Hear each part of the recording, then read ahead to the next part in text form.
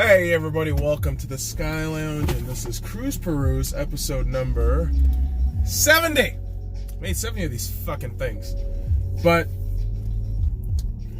with that being said, boys and girls, typically on these Cruise Peruses we talk about sports ball, and that's what we shall do again. I mean, that's basically what we do on here. Just a quick side note. You know that feeling when you go to the gym for the first time in like a long time? Well, I mean, long time meaning like 2-3 days. You go back in there and you realize you're just a piece of shit. And I just wonder, like, if I committed to this, some level of consistency, I'd be okay. But I kind of fuck myself every time. So, hooray. And after about 2 or so days of sobriety, meaning just no smoking weed at all, actually figured, you know what, I'm gonna make this I smoke weed all the time. And so for me, the whole thing becomes I smoke a lot in excess. And so what I'm trying to do now is I've now set an alarm around like 8 p.m. or so where I'm just gonna smoke like probably a blunt a night, just so we can lower the fucking behavior. And there is a dude with abortion is murder banner right there. That's fucking great. Wow, what a way to start the morning. Seriously, there is a dude. Repent or perish. There we go. I actually want to take a picture of this shit, but at the same time, don't use your phone while you're driving, kids. It's wrong. And I know the irony of what I'm saying right now. Understand that shit. Now, boys and girls, we've had some phenomenal finals. We've had some phenomenal finals over the last week. Games in the finals and between the NHL, the Stanley Cup playoffs and the NBA playoffs, it's been a pretty wild ride. And it's crazy because a lot of people assume that once those sports are done, especially in North America, thought process is once hockey and basketball is done, it's just dull baseball season until the All-Star break for a lot of the casual or normal people. But this is the crazy part now. This is the crazy part. There are 4 different soccer tournaments going on right now. Today, we're going to have the Under-20 World Cup final, which I will talk about a little bit later. We got the Women's World Cup, which is going on right now. We also got the Copa America, which kicked off last night. Brazil versus Bolivia. Brazil winning 3-0, annoyingly. And you also got the CONCACAF Gold Cup, which involves all the, what is this, like Central America, North American countries all gathered in one competition. And obviously the USA's in the Gold Cup. The team I'm cheering for in the Copa America is Colombia. The only South American jersey that I got. And for a good reason. I don't really like the other South American countries in terms of football, their philosophy, their style, and just their general approach to certain tournaments, i.e. Argentina. I don't like the Argentina national men's. I don't like that team. I just don't, kids. I don't have to explain myself here. I just don't. I'm not a huge fan of Messi, although I recognize his greatness. He is great, but that is a bit of a rough team that I can never support them. So English fans and I, as much shit as I talk about England in terms of the national squad, me being a fan of Germany, we have a common enemy in Argentina. I fucking can't stand the Argentinian national football team. I really can't. And so I don't hide that disdain ever. I don't. I let people flat out know what's up, because that's how it should be. The whole thing with sports, right? And it's really put on display in these global tournaments, even if they're just within the continent or whatnot. sports is just something that is beyond politics, cultural identity.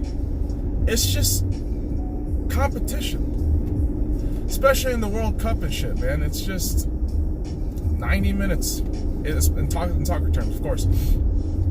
It's just 90 minutes of who's the better opponent, who's the better, squad. And the whole thing is, Copa America kicked off last night. Brazil seems to be the heavy favorites, and I don't doubt it. But I don't know. There's going to be a lot of question marks, man. I really think Colombia is solid. Chile's another team that people kind of underrate. Argentina and Brazil are probably going to be top favorites. They are absolutely going to be favorites. But the curious part about the Copa America is they got Qatar, a country in God fucking knows where the fuck it is. Probably some area in the Middle East. I actually don't know. Geographically, I don't know where it is. And Japan. Japan and Qatar are in the Copa America, which is weird because it's based on like the Asian qualifiers or some shit, or like one of the fucking qualifier things. And I forgot the actual technicality of it, but it's weird. An Asian country, and technically an Asian country, is in a South American competition. Mind blown. But the Copa America will be interesting. I will be catching up with it. We do have a fun matchup this afternoon, 3 p.m. Pacific Standard Time, Argentina versus Colombia. And I'm not gonna lie, man, I'm gonna be rocking my Colombia jersey. I might just hit up the Colombian restaurant in this east part of town here. Great deal on food. So I might just fucking stay there for the food, stay there also for the football. And so with the Copa America going on, it's crazy because that level of high intense competition it's great. It's great because it's every 4 years. And that absolutely makes it all the worthwhile, right? That absolutely makes it just this competition where you wait so long and you just get to see, you really get to see like what the best players can do, young and old, right? Or somewhere in the middle. And the Women's World Cup is no exception. And I want to get this out of the way now. Guys, for all of you laying the stupid misogynistic jokes, I'm not gonna lie. In my lifetime, I've said a lot of misogynistic jokes, as I still do now. I don't hide from that shit. But guess what, man? When I'm watching the Women's World Cup, you know what I see? A bunch of fucking warriors. I see a lot of warriors out there, okay? But I see all these fucking dickheads in fucking comments and goddamn social media saying all this shit like, why are they on the football field and not the kitchen? Like, really, dickhead? You're a fucking Jabba the Hutt looking motherfucker. You look like you can't even fucking run 2 fucking minutes, dude. Shut the fuck up. I hate that shit, man. Like, listen, I shit on athletes all the time. As you know, on these cruise peruses or even any of my fucking team reviews, I have shit on a lot of athletes. I'm not gonna lie about that. But at the end of the day, I recognize that they are professional physical specimens in their respective fields, and their job, which requires them to be these physical warriors, these physical gladiators, week in, week out. I truly do respect it. But I criticize within the context of what those individuals are. They're professionally paid athletes. So guys like J.R. Smith, if I'm talking shit about J.R. Smith, there's a reason why I'm talking shit about J.R. Smith. And the reason is, you're a fucking millionaire. You're getting paid millions of dollars to fail. Really? So that's the whole fucking thing, man. I criticize, but I also recognize the context of what's going on, relatively speaking. If I don't, I try to research it. If I don't know, I just flat out say, I don't know. And the whole thing with the Women's World Cup is this. You might belittle it, you might fucking not like it, but it's here to stay. It's happening every 4 years, and every 4 years, it's getting better. I remember the 2015 World Cup. I didn't really particularly pay attention to it, but until the final. And let me tell you what, that USA versus Japan final was probably one of the most entertaining football matches I've seen.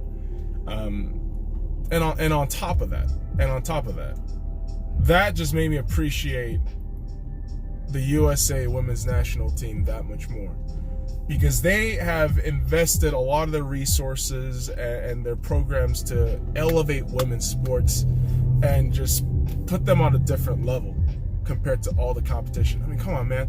13-0. All right, that's all I need to say. All I need to say is 13-0. I don't care how fucking terrible Thailand is. I really don't give a shit. 13-0. USA all the way. Because God forbid South Korea is gonna do fucking anything, right? I mean, in that Group A, they're stuck with France, and the first fucking match they had against France, 4-0 loss, and then follow that up with a loss against Nigeria, 2-0. Now you got a match against Norway in a couple of days, where seriously, just fucking fly home, South Korea. Like, I love you, I really do. Like, if you ask me, like, hey, which country do you, like, actually cheer for, you know, when it comes down to it, I say South Korea number 1, USA number 2, Germany number 3. So, it's this whole thing where I love the country that I cheer for, but, like, in a competition like this, where you have exhibited just piss-poor performance game after game, I'm not emotionally invested, especially in the Women's World Cup, where I thought the South Korean women were actually good, but it turns out they're shit. So that's a bit frustrating, but it's crazy because you know the USA is probably going to do well. Worst case scenario, I feel like they're going to lose in the semifinals. Worst case scenario. But it is interesting to see this competition wind down. I believe about half of the groups have gone through their second matches, and if I'm not mistaken, boys and girls, I believe it's Germany, France, Italy, I also want to say England, 4 countries that have advanced to the next stage in the World Cup. And so congratulations to those countries on making it to the knockout stage. Italy is the surprising one, because, I mean, to be frank, I'm not a fan of Italy. I'm not. I'm rather a fan of France. So there's a whole history there. And the reason why I choose France is because some of the best Arsenal players, the club I support, this club I love dearly, had a lot of great French players come out. Patrick Vieira, Thierry Henry, Olivier Giroud. Seriously, Olivier Giroud. That's my guy. But yeah, I do like France relative to Italy. So, and then you add the whole 2006 World Cup, which is just a whole fucking thing.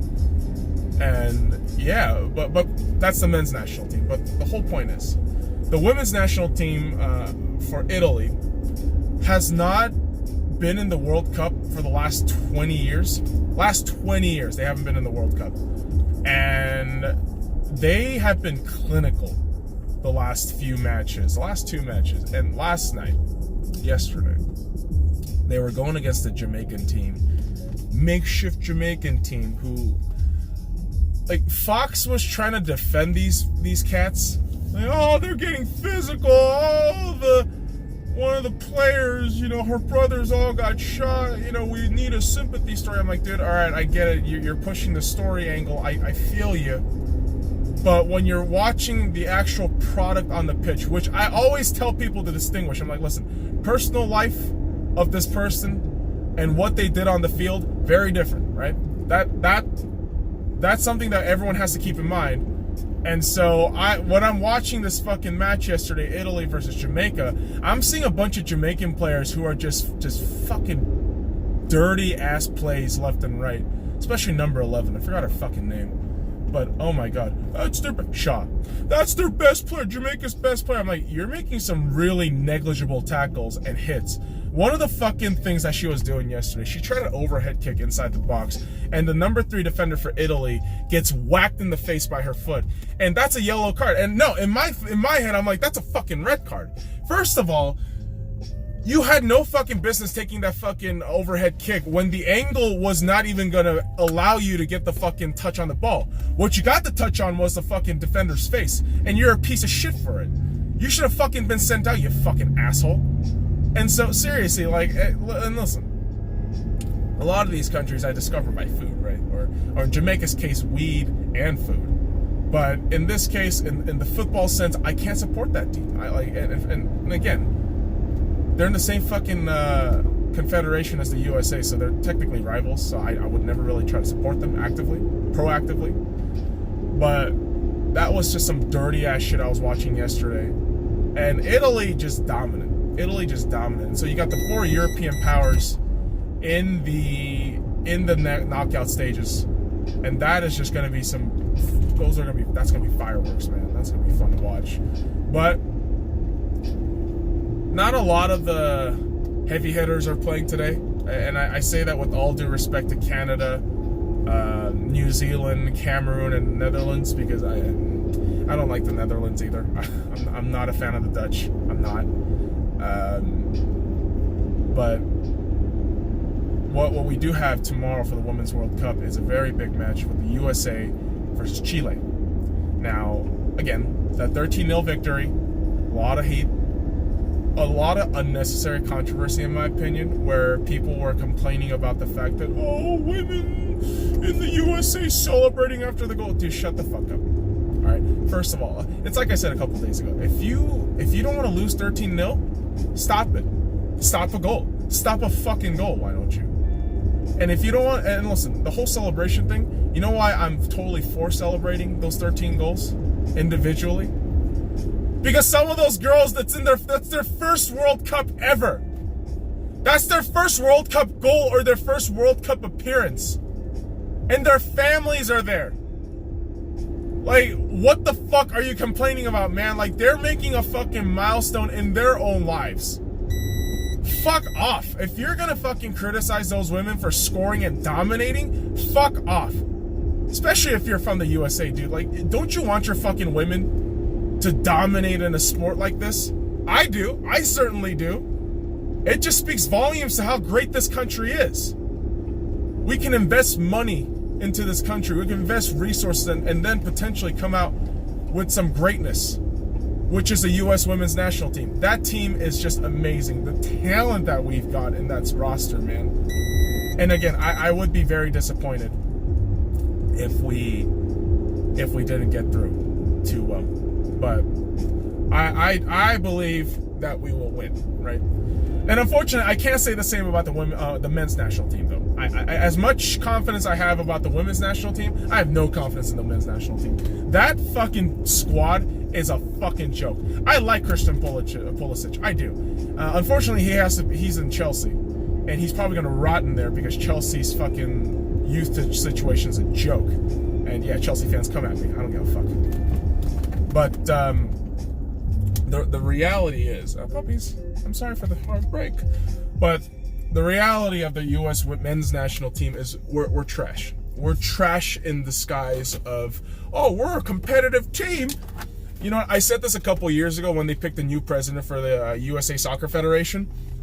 If they picked a guy like Landon Donovan, who, listen, I'm not a huge fan of Landon, but if he came into presidency, I think he would have brought a different perspective, a player's perspective, which would have made the game possibly better. Maybe invest some fucking money. We already invest all this money. Why can't we fucking win? I don't even know who our fucking head coach is, to be honest. Quite frankly, I don't care. Because we're going to fucking underperform again, and be disappointed again. If I'm proven wrong, great. Trust me, I will be there. If I'm proven wrong and we get to the fucking Gold Cup final, USA, men's national team, I will be at that fucking final cheering the USA all the way. Trust me when I say that. However, until you do that, until you prove me wrong, US men's national team, sit the fuck down. Because the women are carrying the torch now. And listen, man, I'm not some fucking guy, you know, I'm not those fucking feminists who are just absolutely bonkers and saying, all the men should burn. I'm not one of those fucking people, all right? All I'm saying is, in the field of professional athletics, in the global stage, in the international stage, the women are better than the men in the United States. No ifs, ands, or buts. The pay and the viewership might be fewer, but guess what? The women are better. Significantly better. Every way. We got the talent, we got the discipline, and that's when I look at the men's national team and I fucking facepalm. I just fucking facepalm and I think, wow, this is all we got? This is all we got? Pathetic. Pathetic. But boys and girls, I'm not gonna lie to you. The one thing that I claim never to be pathetic is whenever a team reaches a final for the first time in a cup competition. If they reach a final for the first time, it's incredible work. It's phenomenal stuff, and I am very happy to say today, in about 40 minutes, South Korea will be taking on Ukraine in the Under-20s World Cup final for their first time, and respectively their first time in their nation's history for the Under-20 competition. This is their first time ever in a final. Whether they win or lose, this is going to be Korea's best finish, and it's the same goes for the Ukraine. And I'm so excited and so nervous. I'm so nerve-sighted. I don't know. I'm fucking panicking, but at the same time, I can't wait. I can't wait to see what our boys are gonna do. And like I talked about before, the reason why I get very invested into the South Korean team and why I make such a huge deal about South Korea getting to the finals is because for years, when my dad was around, before he passed away, for years, all we would talk about is how South Korea can get better. How South Korea, the football, national team can get better. And we talked about this last year in the World Cup, right? A few days before he passed away. And I remember just thinking, man, one day South Korea is going to get there. One day South Korea is going to get there. I kept saying that to myself. One day we're going to get there. But until then, we're just going to keep getting dick punched. And like I've talked about, the Under-20 World Cup, it's not a show stealer. It's not the biggest competition in the world. I have this little fucking beeper thing, the speedometer, because my speedometer is kind of shit in the car. And if I go over a speed limit that I input on there, it beeps. If after a certain accumulated amount of miles, it bleeps, and it interrupts me while I speak. So it's annoying, but the whole thing with South Korea, again, like my dad and I would always talk about it. So it's just crazy to think that after all this time, after all this optimism, and then subsequent heartbreak, and then just not knowing what the fuck is going to happen, South Korea, whether you consider it a huge competition or not, we're in a final, and that internationally recognized tournament, South Korea is in a final. I can't believe I'm saying that. It's so fucking crazy. And listen, I hold immense pride in that, especially in the football setting, because at the end of the day, if it's not the sport, I don't really boast about nationalism or which ethnicity is better, which nationality is better. I don't give a fuck. Like, I genuinely don't give a fuck. But when it comes to sports, especially South Korean sports, which has been tortured for years, except the 2002 World Cup, which questionable how we got there. But hey, we're in the finals anyways. So hopefully, boys and girls, the next time we speak, or the next video I upload, hopefully, is a very optimistic video. I'm really hoping, because South Korea is in a fucking final, and I am fucking excited. So boys and girls, follow me at the Sky Lounge, and all the links in the description below. Like, comment, subscribe for more daily content. Now, fuck off.